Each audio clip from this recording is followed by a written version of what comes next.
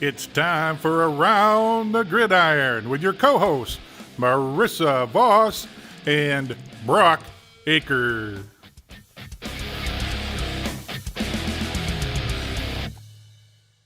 ESPN 99.1 Sioux Falls sports leader, the host of the Overtime Show, Jeff Thurn. How are we doing today? Thank you for coming on Around the Gridiron.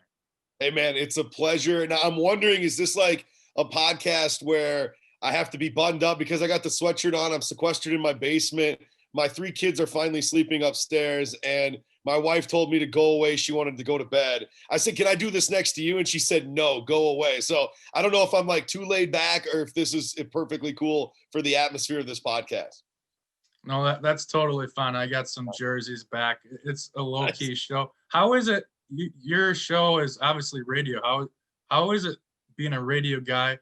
You could walk into the grocery store and people could talk badly about you, but not know you're there because they don't see the face. How often does that happen to you? You know, it's funny. It probably happens less than you would think. What's funny, I'd probably say like 4 or 5 years, with more people having social media and, you know, just the number of events that we're out at. And plus, like, if you've ever listened to our show, we like to have fun, and like, you know, we will incorporate a lot of our listeners, have them on. And so they see us out in public, but there are occasions when that does happen. And my wife probably has it happen more where she's around somebody and they're talking about, they heard something on sports radio. This guy said this. And then when they realize it's my wife, they almost become embarrassed because I like talk about my wife on the show and things that she probably doesn't want me to talk about. And she always tells me, like, you didn't really say that on the radio. And I'm like, yeah, I actually did. And she may run into people at school or at work. And it's funny when that stuff happens. But, you know, like I tell people a lot of times for us, if you see us out in public, say hi. We put our pictures up on social media. I do a lot of pictures on social media with my kids and family. So I hope they do notice me. But when they don't, I do love just kind of realizing that they don't know who I am and then feeding off of it and just being like, yeah, man, that guy's crazy. I can't believe anybody listens to him. Yeah, you had quite a road to get to where you're at. You grew up in Sioux Falls, right? And then you went to the U of M, and then you went to Nashville. Can you tell us, we had a couple guests about how they got into the industry and worked their way up. Where did you start and how did you climb the ladder? You know, it's going to be funny. I bet as you listen to those stories and you listen to mine, there's probably some similarities to what you're doing and some of your friends that maybe are trying to do similar things in the business. But I grew up in Sioux Falls. For the most part, like growing up, sports were a big part of my life, whether it was, you know, just hanging out with my friends and playing sports, playing it in high school a little bit, played baseball, did some things like that as a kid. And then my grandma always told me as I was younger, why do you watch all these sports? Why do you watch all these sports? I said, because one day I want to be involved. What are you going to do? Talk about it for a living?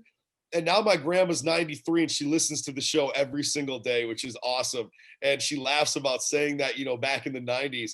But when I went to the University of Minnesota, I wanted to get to be a doctor, right? I wanted to be rich and be in medicine and follow some of the stuff that I've seen from my friends' dads. And then when I got there, I took a nutrition class my freshman year, and they're like, yeah, you got to track your diet. And I was eating Arby's every day, and I had no interest in telling people not to eat Arby's.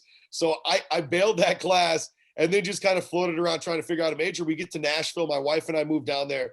She was just my girlfriend at the time. She just finished up her schooling at the University of Minnesota. She's going to grad school. We're trying to pick a place to go. And we went to Nashville to visit. We went to Atlanta, Orlando. And we're at this restaurant across the street from the sports radio station. And I'm like, I'm going to go see if they have a job maybe I could do if I moved here. And I walked in. I started talking to the owner. I didn't even know that's who he was I was talking to. He's like, yeah, I actually own this place. And I said, you got any jobs I could do if I did part-time? And it was so funny because he's like, yeah, right away. They have this sports radio job. It's a producer job for a Tennessee Titans pregame and training camp broadcast. And they asked me, like, how much experience do you have? And dude, I had no experience. I had never done anything in that line of work. I'd flipped on a radio and listened to sports radio. That was like it. And I'm like, oh yeah, I'm good to go, man. Whatever you guys need. So I get down there. The guy trains me for like a day. I go out there for the first Titans broadcast and we get on the air, no problems. And it was awesome. I had so much access to the players. I started hanging out with Kenny Britt, who was a wide receiver. Jared Cook started playing basketball with us. So I met a lot of cool dudes. Would go over and do some stuff with Lindell White and Chris Johnson. So those guys were really cool. We were similar in age at the time too. And then I started actually getting on air. I paid for my own time to do my own radio show, sold advertising. Then I got a job at Sirius XM before I was even done with school. I kind of took that job just to, get more national opportunities. And that's what opened the door for the show I got in Sioux Falls, man. I mean, without that opportunity from Bill King to work on Sirius XM College Sports Nation, I never would have had the connections. I literally emailed like 20 different program directors in the country when I was in Nashville because I wanted my own show again. I was doing real well in Nashville too. Like we had the number one sports show, that was voted on by the listeners. It was really cool, but I wanted to go do something different. And I knew that like a night show and, working 2 hours at night was never going to be the number one show in the ratings. And I knew working at the Third Sports radio station in Nashville was never going to be my dream. I didn't know anybody down there. It was just our friends we met. So we moved back here to Sioux Falls where I'm from. And without those connections down there, it wouldn't have happened. Results Radio gave me an opportunity. And Don Jacobs, who's been in radio in Sioux Falls forever, was the guy that decided to give me a chance. And I'll be forever grateful. I work with some great people over there, Scott McGuire and Dave Roberts, people that have been on radio for decades. I work next to Ben and Patty on KKRC now, which used to be Mix 97.3. People I listened to as a kid, and I still remind them that I listened to them going to school in Sioux Falls. So it's been a wild ride from just kind of telling people I knew what I was doing to kind of feeling like we actually know what we're doing in the afternoons on ESPN 99.1. So when did the stop? You started out of nowhere, and then you're playing basketball. Jared Cook. I ran camera last year for the Vikings, and I had to go to the bathroom, and I asked them, where do I go to the bathroom? They said down the hall. I go down the hall, and right across from me outside the training room is Adam Thielen, and my mouth just drops. And then of course Paul Allen hosts the show, and the other camera guys are like, what are you doing? You've never seen these guys? I'm like, I watch these guys ever since I've been young. And they're like, yeah, when you work this, the awe stops about after a year. When did your stargaze go away? I'd probably say it was about a year. And when those guys started being dudes that we'd be around a lot more, we did a player show every week. And Kenny Britt was the dude that was doing the show. And no knock on Kenny Britt, but Kenny Britt was less than reliable. He was a rookie in the league and he just made a bunch of money. So there'd be some weeks where he'd be like, I can't make it. And Jared Cook would come over and do the show. And then we'd hang out at the show, and then we'd kind of maybe hang out afterwards. And sort of that made it easier. And it made me feel like those guys were accessible, there's still guys that I'm around today, man, where you're like, oh my God, I'm around that dude. I'll tell you a quick story about that moment where I still realized it's possible to be in awe. Because I'd probably say the first year I went to the Super Bowl and you're at a Super Bowl party or something and you're around a bunch of people, it makes you feel like you're one of them, even though you're so far from being one of them. But when I was at the Super Bowl week in San Francisco, probably 4 years ago, whatever it was, we did an interview with Dan Marino. He was sitting across from me, and it was really super surreal. But we got up and we went over to the Colin Cowherd set with Marino's people after we were done. And on the interview right at the time was Brett Favre, and then it was Marino after him. So when Favre comes off, Marino's people introduce us to Favre. And I shake Brett Favre's hand, and a guy that talks for 3 hours a day, you'd think you'd be able to figure out what to say to Brett Favre. And my first thing I said to him was, you're like a god to me. And I froze after that. I had nothing else to say. And his hand is super big and has this huge grip. And it just it threw me for a loop. I sounded like a complete fanboy. My buddy Nick that was with me, that worked with us, just made fun of me the entire time. And that was the moment where I realized, man, there's still moments where you see guys that are just on a different level. I was in the locker room with LeBron James a couple of times when he played in Memphis, and I was covering games for the Grizzlies. And that interaction, you're holding a microphone, you ask one question, you're not talking to LeBron, but you are actually talking to LeBron, and you just have that kind of epiphany that it's madness that this is happening to you. So yeah, and I hope I never lose that, man. I hope there's never a moment where there's a star that's too big for some gas bagger from Sioux Falls. I hope I always find that sort of fanness in me that I had when I was a kid. Yeah, speaking about LeBron, as being a college student in Bethany, I've gone to quite a bit of Timberwolves games. I've probably gone to 3 times as many in just the last 2 years because there's $10 college night tickets. That's and right, this man. Year, you guys in there for cheap, don't they? Yeah, and this year, for some reason, the Lakers weren't excluded. So March 30th, the Timberwolves hosted the Lakers Tuesday night. Me and my buddy bought $10 tickets. We're sitting in the second deck. We're going to see LeBron James. But Thanks, then COVID hit. Yeah, man, thanks, COVID, right? God, 2020 sucks, doesn't it, man? That's a story that you could add to every other story of disappointment this year, man. It's never ending, isn't it? Yeah, it's just awful. You talked about all the guys, Brett Favre. I know you go to Radio Row, Super Bowl week, like you said. Who's your favorite guest you've had on your show? Oh, man. I always love that kind of question because when I ask this question, I'm going to use an answer that a lot of guests give me. It's like picking children, man. Like, you can't just pick one. I'm gonna give you the cliche answer, but I'll narrow it down. I think, as you and I were talking before we started doing this, we get a lot of people that come back on and on and on. And Tim Kirkshin was a name that you brought up, and there's not a better heart in the business than Tim Kirkshin. And he's always so nice. He's always so accessible. I'm always amazed that, I don't know how these people just go, yeah, I'm going to come on Sioux Falls Sports Radio, dude. Like, I don't know why they say yes. It has to be how nice my producer is, because it floors me, man. They're so generous with their time. So, like, Kirkshin coming on a lot is super awesome. Reese Davis is a guy that I've got to know a little bit more over the last couple of years, especially after they came to South Dakota State. We had him on a couple times before and after that, and he's been real cool. But there's a ton. Freddie Coleman may be one of the best people in sports, too. Nightly on ESPN radio. So those guys are cool weekly guests. Deontay Wilder, the pound for pound champion up until Tyson Fury beat him, has punched me twice on Radio Row. So we have video of that. If you're ever bored one night and want to laugh, Google Deontay Wilder, find us on YouTube. You guys can laugh about him punching me. That's always a good time. And then Stu Gatz, man. Stu Gatz has to be like top 3. If people don't know about Stu Gatz Day in Sioux Falls, it's coming in 2021. There'll be a vaccine. We'll hand out a vaccine at the golf course if we have to get Stu Gatz here in Sioux Falls at the Stanford International. And I think Stu Gatz, Dan Le Batard, those guys, man, that's the other thing too with these people. I tell you how awesome they are. To have them let me come on their TV show during Super Bowl week was probably like the pinnacle of my career. So I'd say being a guest on their show has trumped anything that's happened actually on our show, man. We've developed a relationship with those guys, and for them to let me come on, and I was handing out like pheasant jerky to these dudes on TV, representing South Dakota proud, and they've been awesome to us over the years as well, man. Just one sidebar question. Being in the radio business, I actually won one of the parlays back in March during the Summit League, and so I won a prize pack. Did you get your prize pack? Yep, I got my prize pack. Back in March. And was it weak or was it a good one?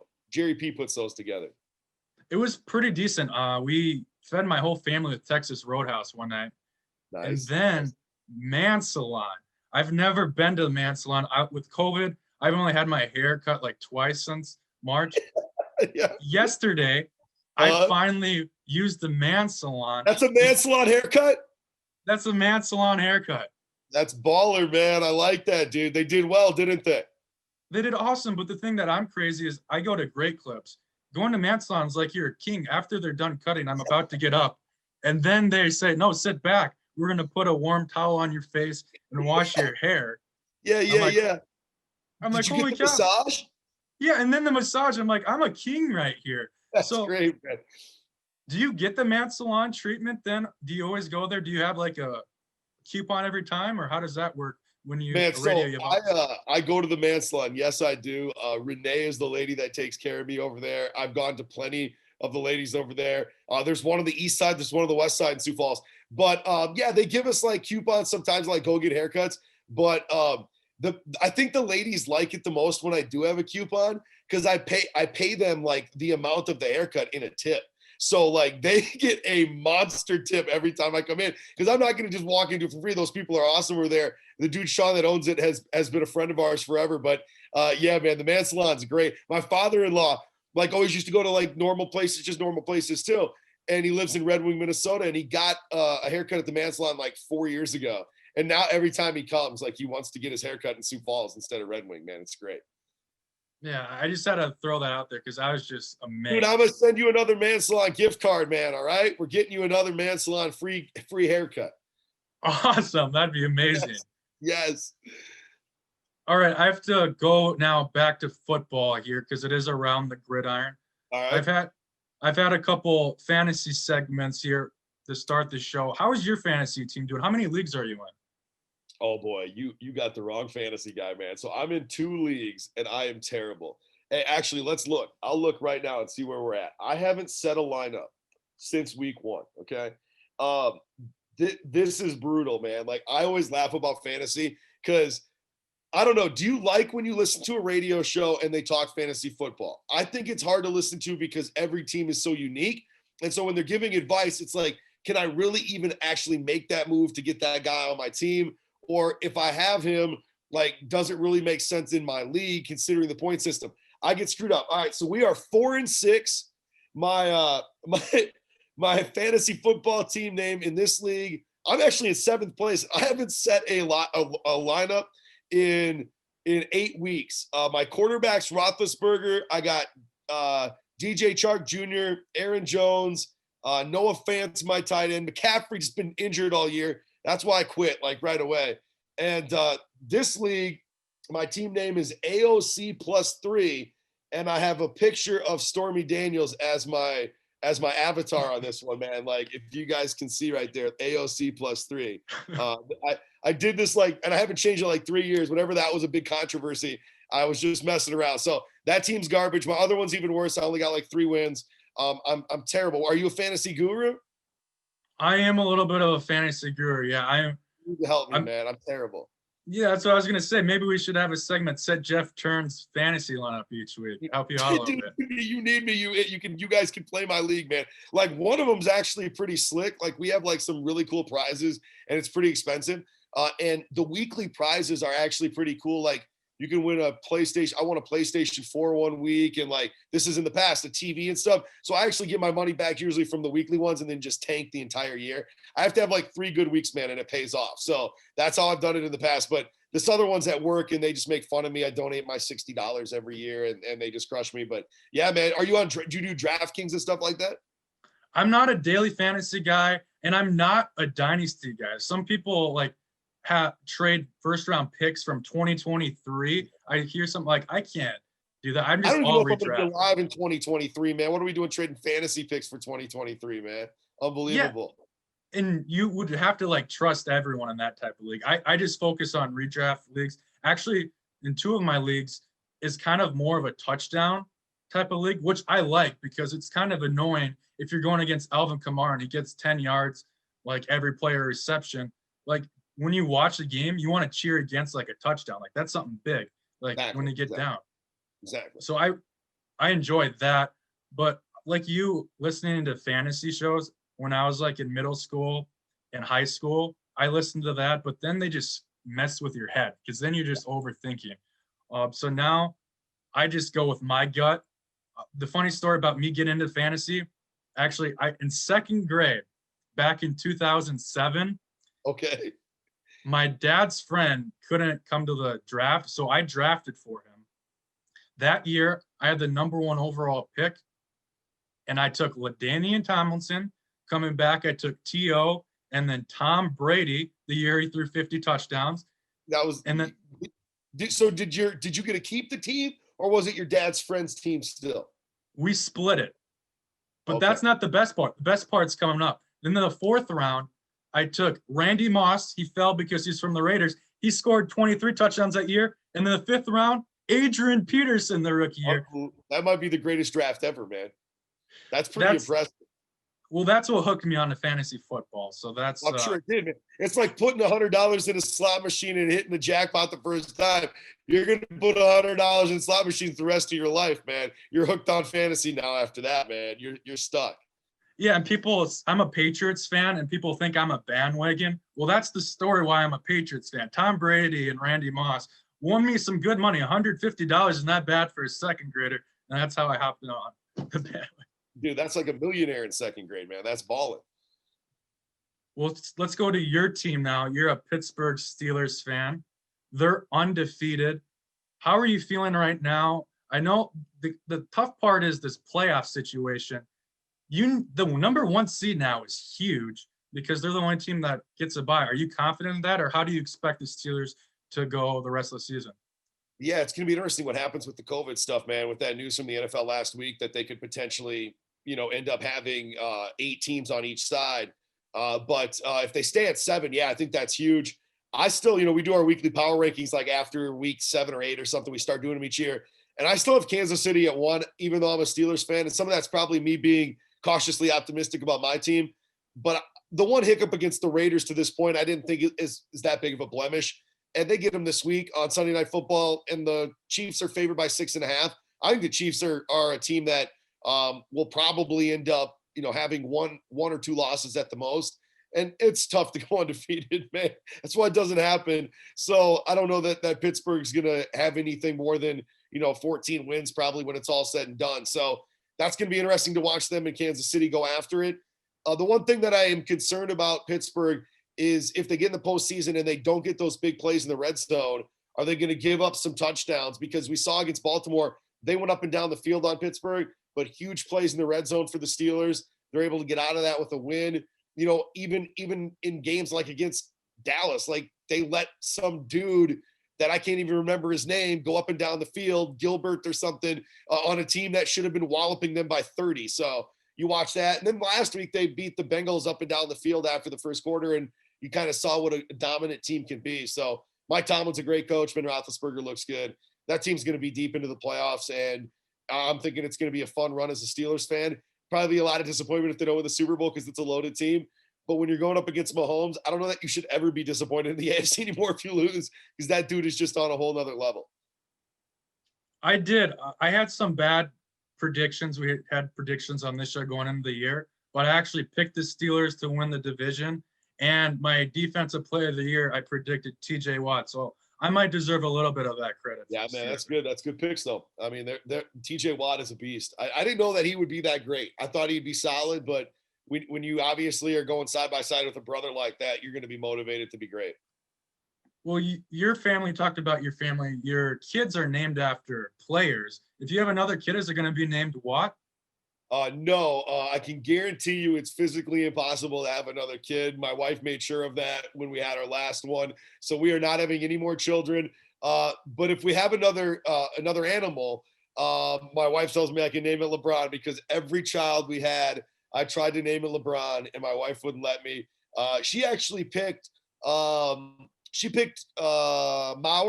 She loved Joe Mauer. She wanted to leave me for Joe Mauer when we were at the University of Minnesota, man. So she picked the guy she wanted to leave me for to name our kid. That says something about our relationship. And we both loved Beckham. And then Griffey, I threw it out there and she absolutely loved it, man. So Beckham's our oldest. He's 5. Mauer's 2. And Griffey's 1 year old. So we got a absolute zoo in our house, man. I just want a Super Bowl pick. I know it's hard. A lot of people don't like to do it because he puts it on the spot. But on the spot, who do you got now, halfway in the year? Who's making the Super Bowl? So prior to the year, you're going to love this. Speaking of bad predictions, my prediction was, so every year I do this stupid thing where I say the Vikings and the Steelers are going to play. But then I'm actually giving my real prediction. And I took the Kansas City Chiefs and the Dallas Cowboys. So that does not feel real good right now from the NFC perspective. And then about like 6 games in, I changed my picks. We were asked in like the Monday mailbag or something to do it. And I said, at the time, my heart is telling me the Pittsburgh Steelers are going to take on the Seattle Seahawks. And then I said, my head is telling me that I'm going to end up seeing the Kansas City Chiefs taking on the New Orleans Saints. And since then, I've changed my mind like 12 times. I'll tell you right now, I think my heart is telling me the Pittsburgh Steelers are going to take on the Minnesota Vikings, who are so hot right now in the NFL, baby. Watch out, Kirk Cousins, dog. Oh, Justin Jefferson, what you need. Dalvin Cook's a monster. That defense, oh my God, watch out. And then my head tells me not to ever make that prediction official. I will go with Kansas City. Wow. I have the Saints as the number 1 team. I'm interested to see what happens with Jameis. I think Breeze will be back by the playoffs, but wow. I just can't bet against Tampa Bay, man. They're so loaded and Brady is so good. I think it's going to be Kansas City and New England. Kansas City and Tampa Bay, and it's going to be a rematch of Brady and New England versus Kansas City and Mahomes from that one that just slipped away from the Chiefs that year, and New England went on to the Super Bowl. So I'm going to go with that as my prediction, man. I'm going to go Tampa Bay and Kansas City at this point. And what would be so awesome about that is that we would get it in Tampa, which no team has ever hosted it. The awesome part would be that there's going to be so many storylines because there's no way it's going to be full capacity. And then you're not going to have like ESPN Radio already sent us our email. They're not sending anybody the Super Bowl this year for ESPN Radio. And then also they're probably not going to have any Radio Row stuff. So it's going to be like such a unique Super Bowl. I love storylines and stuff like that. So it'll be cool with all the storylines, even though it's like crappy storylines. And then you got the actual cool ones with Mahomes versus Brady, man. If you wanted a ratings bonanza, if you're the NFL, you get Brady versus Mahomes in the Super Bowl, man. It'd work out perfect. Yeah, and they're actually playing each other here in a couple of weeks in the regular season. Man. It's going to be awesome. That's going to be such a stupid rating. Like, you know, I always laugh at people that think like these bad ratings in sports are going to last forever this year. And, you know, like the NFL in general. That's going to show how powerful the NFL is, man. Like if you can tell people the big event's going to happen in a sport and people tune into it, I don't care what the regular season ratings say or what in between, advertisers will still pay stupid amounts of money. TV rights will be out of the world. And then you'll still get those one-offs where it shows, just like every year it does with live games, the NFL just crushes everybody. Yeah, your Cowboys, you said a bad prediction with the Cowboys at the beginning. They might have a better chance of making the Super Bowl than my NFC. I took the Niners again. I thought they were young and they're coming back because they're not like a veteran team that are just sad they lost to the Super Bowl because they were last place the year before. I thought they'd be determined, but they're pretty much down in the dumps in the NFC West. Yeah, that's because of injuries, though, man. You didn't make a bad. I mean, Dak going out, yeah, but like the Cowboys sucked before Dak went out, so I just made a bad prediction. Mike McCarthy, dear God, man, like he looks like he's coaching back in Green Bay, and all that analytical talk that he had, like he fooled everyone with that because they look like the stuff that Aaron Rodgers used to get mad about in Green Bay. Yeah, definitely. The thing that I like your Bucks pick. I think it's between the Bucks and Saints. But the thing that I'm looking at is if the Saints do win the division and they're tied with the Packers get, since they beat each other, get the 1 seed. Then the Saints are the 2 seed if this happens. And I think the Vikings will get back to the 7 seed. I almost think the Saints would rather not win the division, end up being the 5 seed, maybe going to the NFC East, play on the road. I did the numbers. Home team this year with COVID is 76-70. I think that's going to be interesting to watch in the playoffs. Home field advantage doesn't really mean much. It doesn't. And that's the thing. Like, it doesn't this year. It would any other year. I mean, think about what the Vikings went through when they went on the road against Philadelphia. Like, people wanted to go through counseling after that. They were so distraught about how they were treated there. And no fans in Philadelphia. I know they had 6,000. I think they took that away now. But 6,000 Philly fans, man, it's like 30,000 normal fans. So if they had 6,000 or whatever it would be, there'd be something. But yeah, Philadelphia is, you know, a bleeping mess, man. Like, they're just a disaster. I by default put them in the 7th spot every time in my power rankings on the NFC side. I don't even put them in the top 10, but I put them in number 7 in the NFC just because they're winning the division.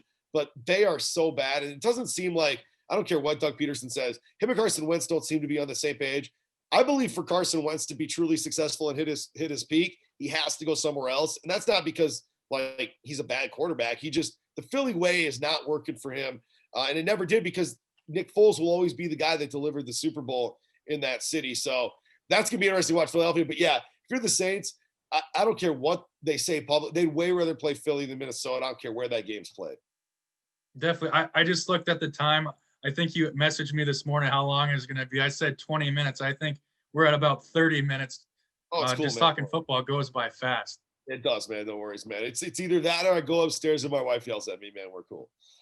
Or we'll do one last question. You speak about your wife, your family. Thanksgiving is 1 week. Take us inside the turn Thanksgiving Day.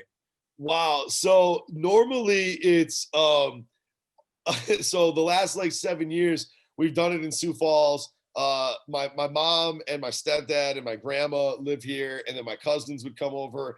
My in-laws live in Red Wing. They'd all come down. My brother-in-law lives outside Red Wing too, so he'd come down with his girlfriend. So we have a big shindig. We have the turkey, honey baked ham, tons of sides. And last year, I actually cooked Thanksgiving dinner. I cooked Thanksgiving dinner last year, did most of it the year before. Everybody made it through fine.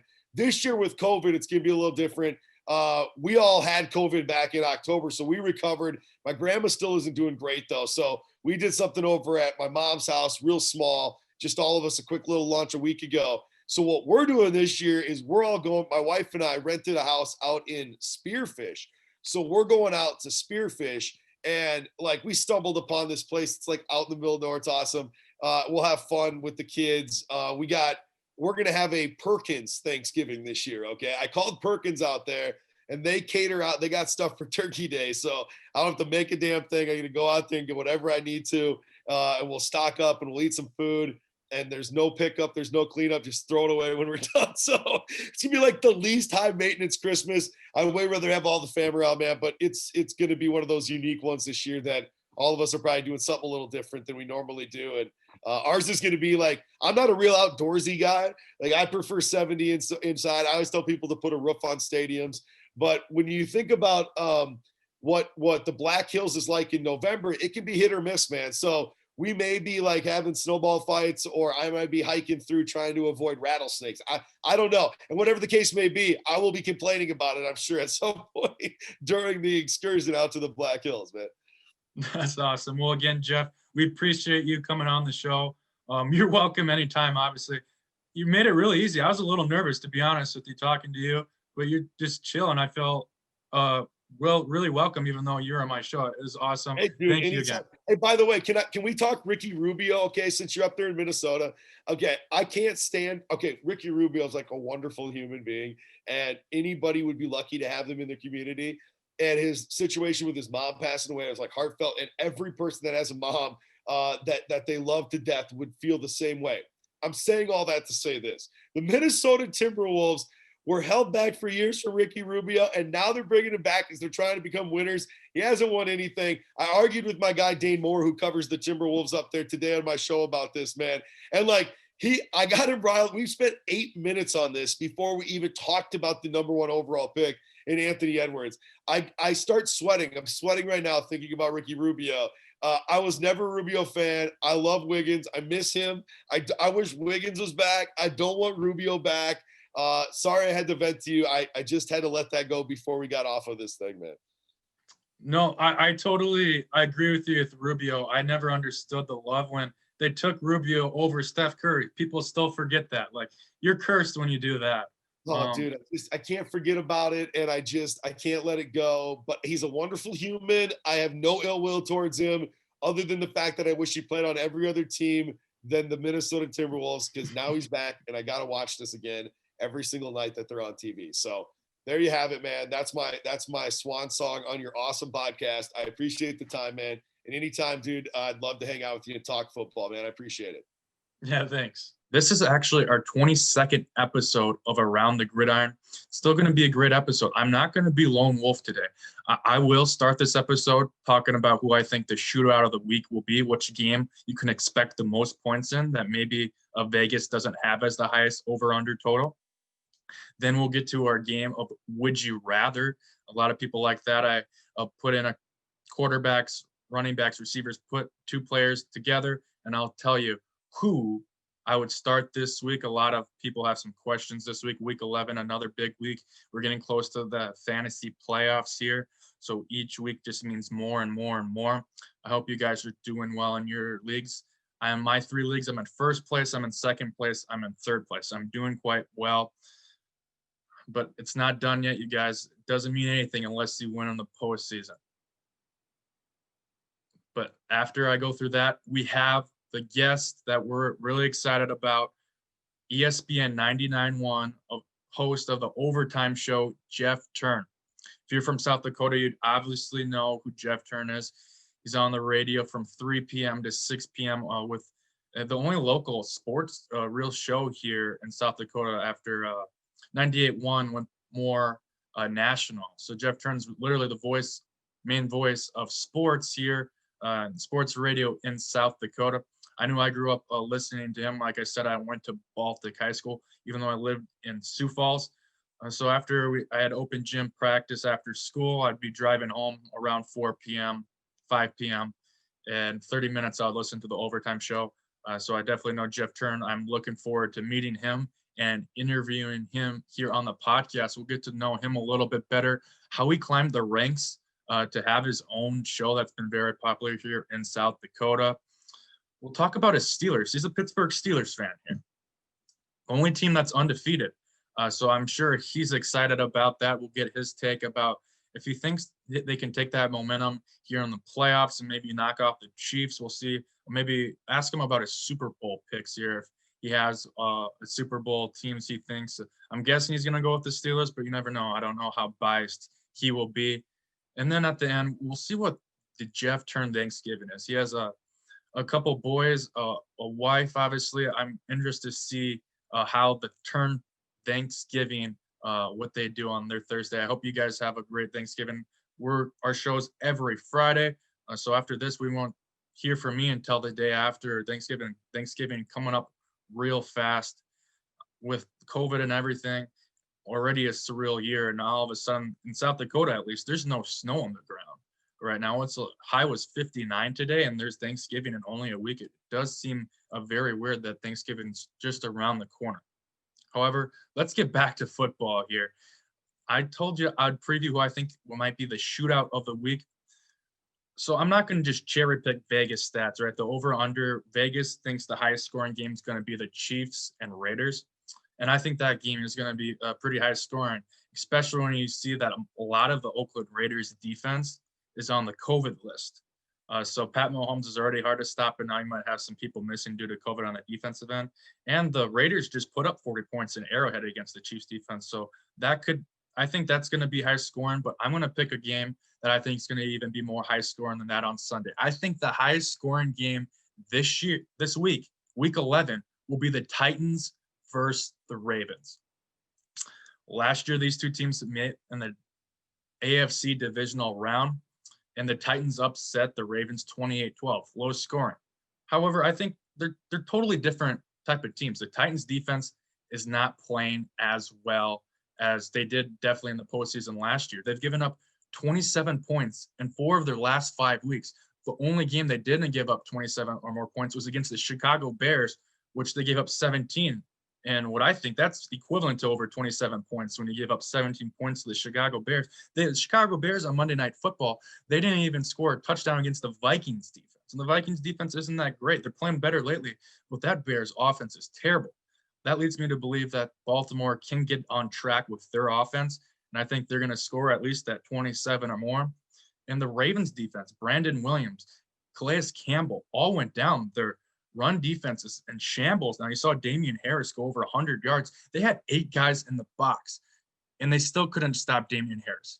Damian Harris is a good running back. I'm a Patriots fan. I think he's good. But he's nowhere near Derrick Henry still. Derrick Henry is going to have himself a day against Baltimore. And I think the Titans and Ravens, they're just going to punch and punch. They're both teams that can run the football. But Lamar Jackson, I think he needs to run the football a little bit more. Right? Going against the New England Patriots last week, there's so many times where he could have just run and got the first down, and I think they maybe would have won that game. I've seen a couple games of the Ravens where I think the Ravens are saving Lamar Jackson for the playoffs, his legs, because really he could have 100 yards a game if he wanted to. Right now, Kyler Murray is leading the league in rushing yards.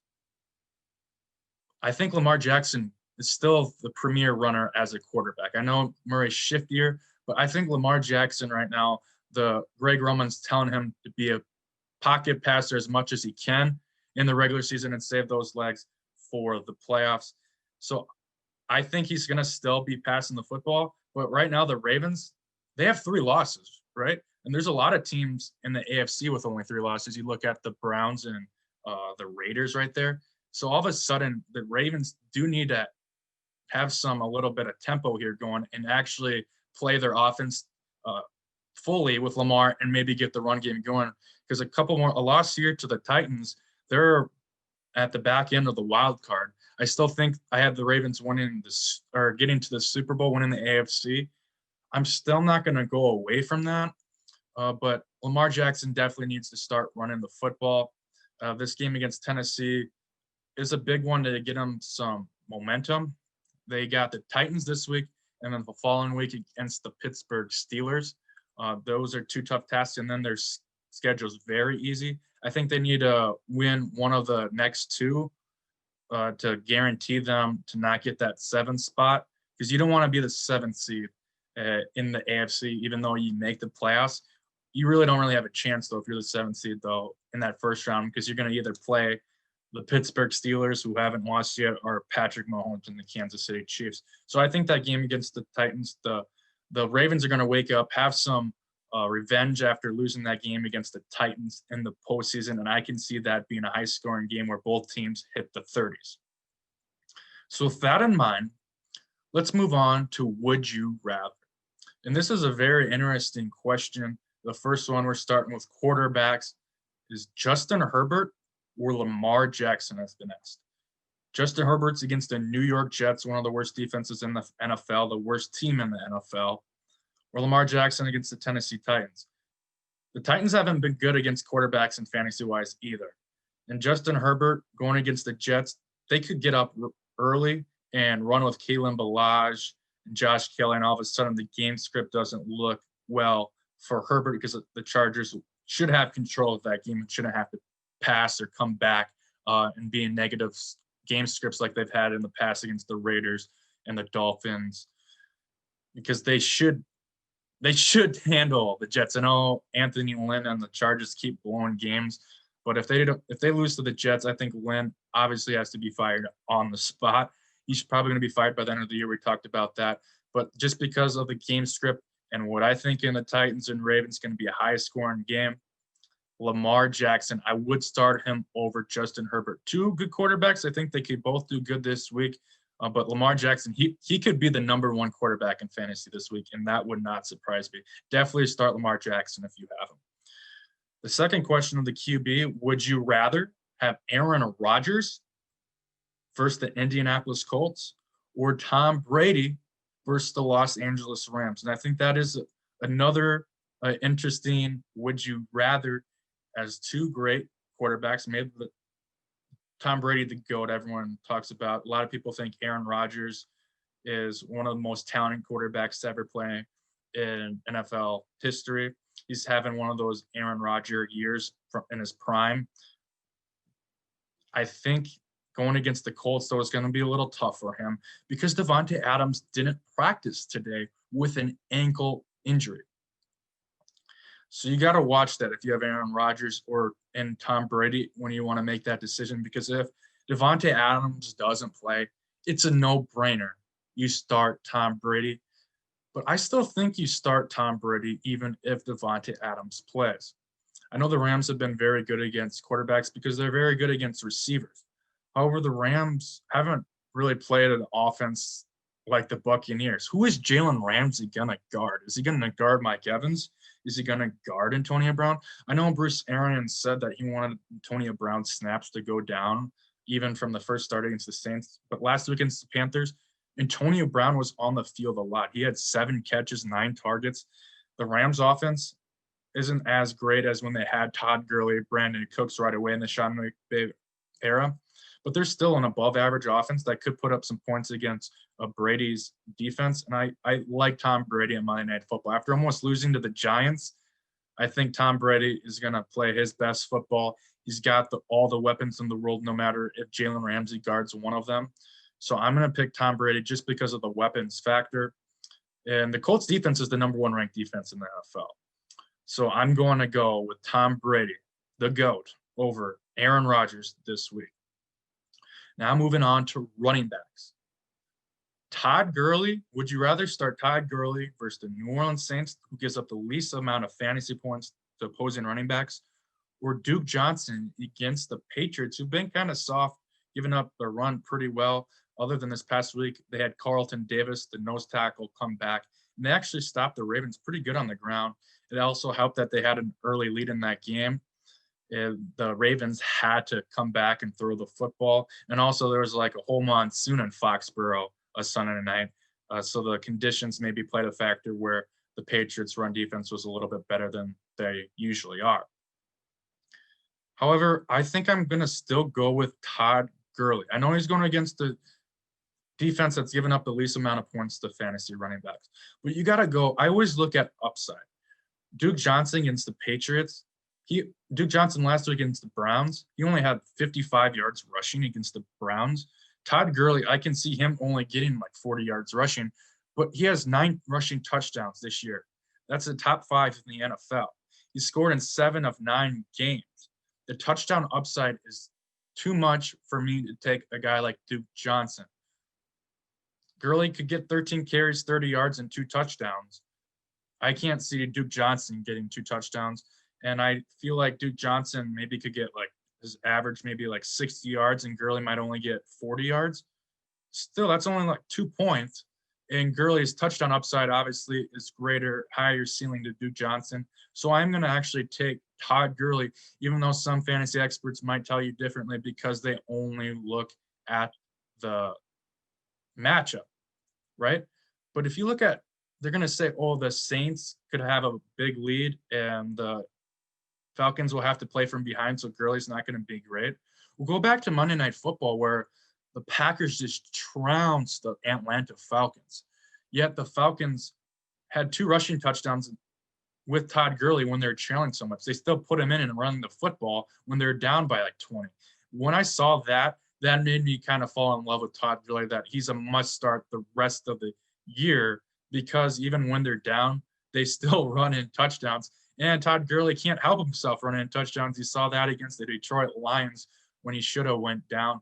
The touchdown upside is too much. Todd Gurley is a top 10 running back so far this year in fantasy. I don't sit him this year at all, no matter the matchup, especially when it's Duke Johnson. So that question, Todd Gurley, no question. All right, the last running back question, Ezekiel Elliott or Antonio Gibson?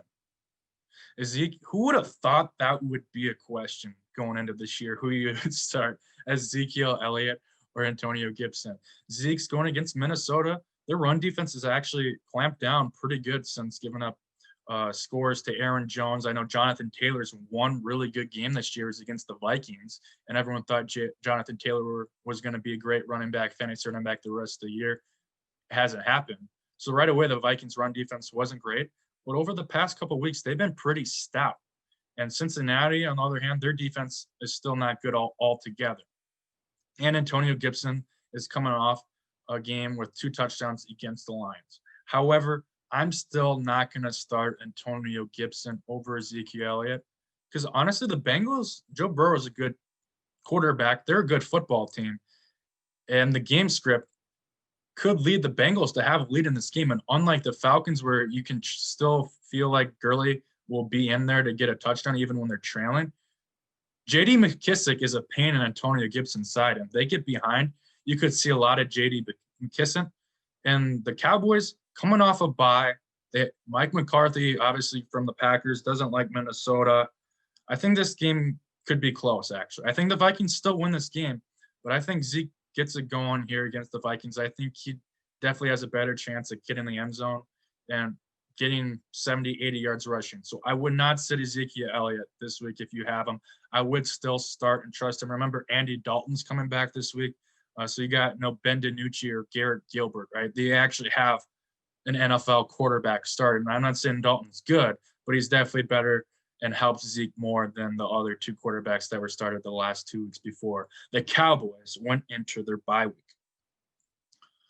All right, moving on to the receivers of Would You Rather. Going back to that Vikings and Dallas game, we got Justin Jefferson or Will Fuller.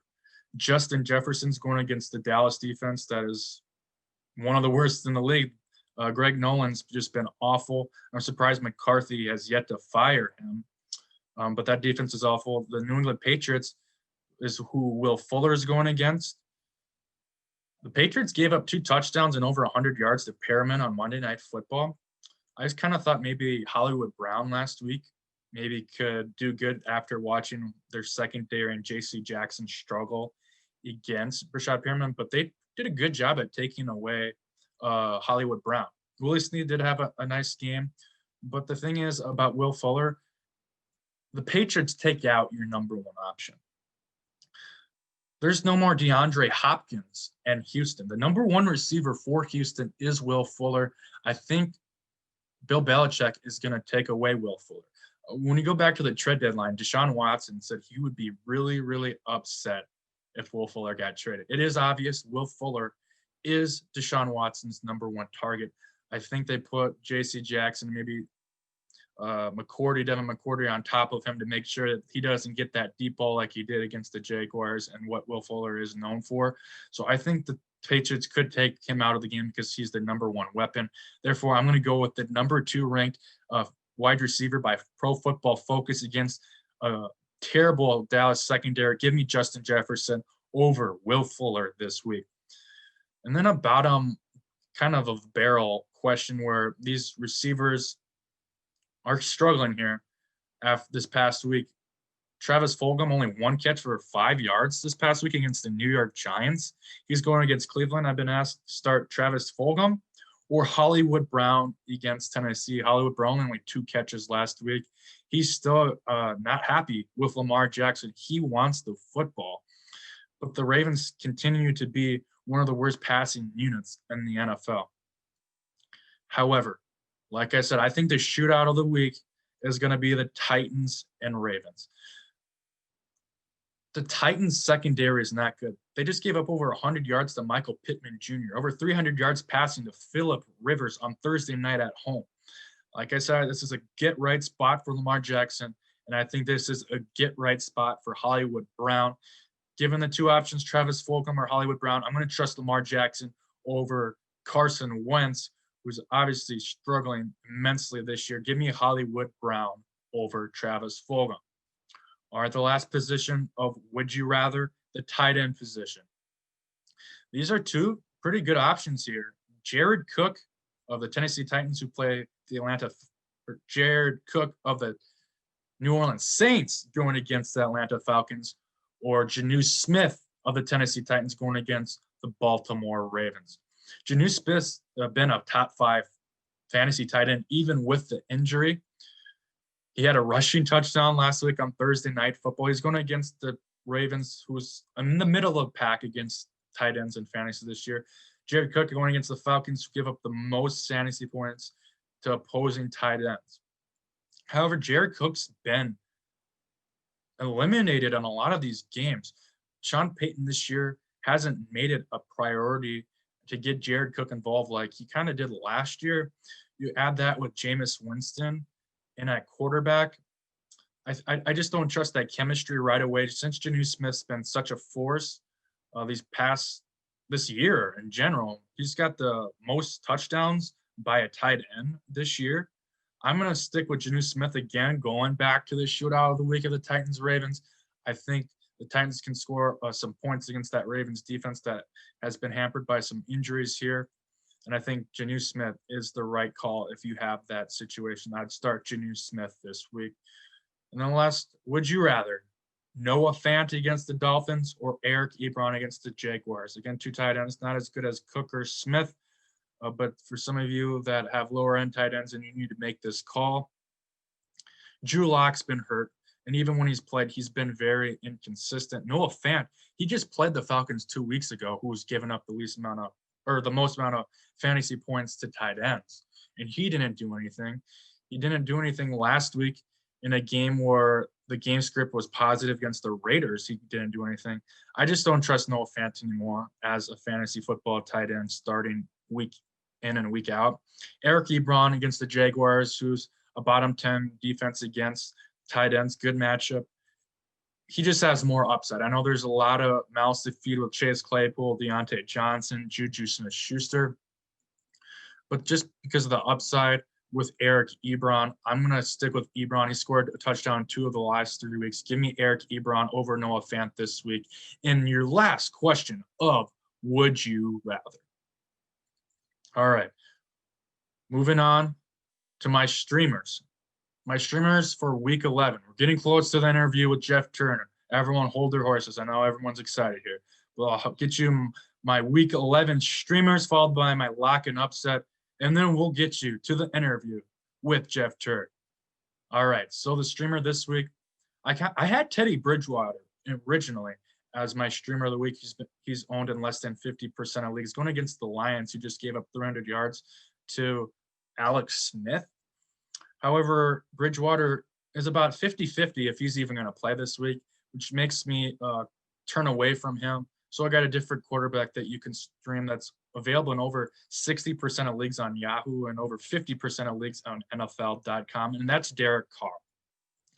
Like I said earlier in the episode, the highest over-under on Sunday games is that Sunday night football game between the Raiders and the Chiefs. You got to remember the earlier matchup, the Raiders won 40-32. Derek Carr had over 300 yards passing and 3 touchdowns, and Josh Jacobs ran in 3 touchdowns. The offense looked really good against the Chiefs. I don't think they're going to score 40 points necessarily again against the Chiefs, but I think they can score maybe upper 30, or not upper 30s, upper 20s, lower 30s. And I don't think Jacobs is going to score 3 touchdowns again. I can see Carr throw 3 touchdowns. So if you need a streamer this week, you have a quarterback on a bye, play Derek Carr. I think he's a solid option against this Raiders offense is pretty good this year. You got Josh Jacobs. The offensive line is above average. Nelson Aguilar is coming back from struggling with the Eagles. He's finding a new groove in Oakland. You got Henry Ruggs to stretch the field. Hunter Renfrow, a solid slot receiver. And then Darren Waller, a top 5 tight end. I do like the Raiders offense. They do have a good football team. John Gruden, a great offensive guru. Derek Carr is my streamer of the week at the quarterback position. Now running back. I'm going to take my Patriot Rex Burkhead here against the 3rd worst ranked run defense against the Houston Texans. I expect Damian Harris to lead the Patriots in carries, and I expect him to lead the Patriots in rushing yards. However, Rex Burkhead is just a touchdown machine this year. 6 touchdowns this year, the most by a Patriot that's not named Cam Newton. So as a positional player, Rex Burkhead is finding the end zone a lot. Obviously, a positive game script. He's going to run the football when they get into the red zone. He can even catch. He has 3 receiving touchdowns. He's a well-rounded player. Available in over 50% of leagues. Again, that's the criteria of streamer of the week, is he has to be available in over 50% of leagues. That's why I try to help you viewers out here. Pick up Rex Burkhead and start him if you need a flex position, if you have some injuries. I know DeAndre Swift's in the concussion protocol. You got Alvin Kamara that didn't practice with the foot. So not only buys, but you got some running backs that are looking pretty questionable for Sunday. So if Rex Burkhead is available in your league, pick him up, and he's my Week 10 streamer at the running back position. Going on to wide receiver, it's Nelson Aguilar. To go along with the Raiders, they're going to score some points against the Chiefs. They're going to maybe come from behind against Pat Mahomes and the Chiefs. You might get some garbage yards. Nelson Aguilar has been consistently on the field for the Raiders. He's been on the field a lot. He dropped a touchdown last week. He could have scored last week.